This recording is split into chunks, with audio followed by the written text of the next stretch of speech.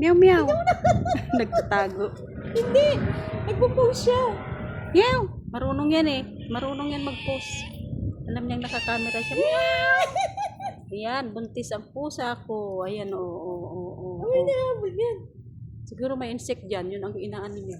Kinakain niya yung insect eh. Meow.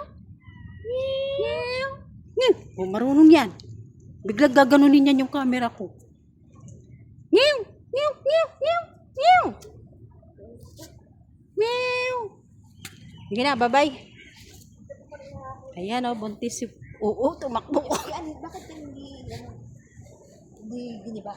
Yung alin? Yan. Ewan ko dyan kay Kalbo. Baka hakutin mo na yung mga bato na yan. Meow! Meow! Ang laki na ng tiyan niya, oh. No? Sabi ni Nura, ni daw buntis yan, tabalang daw. Ano yan? Buntis. Oo, ang laki. No? Buntis yan, no? Ang tataba nga ng pusa dito, hindi mo napansin? Parang kang pakakain. Kunan ko nga ng video yung dalawang itim doon. Ayun, no?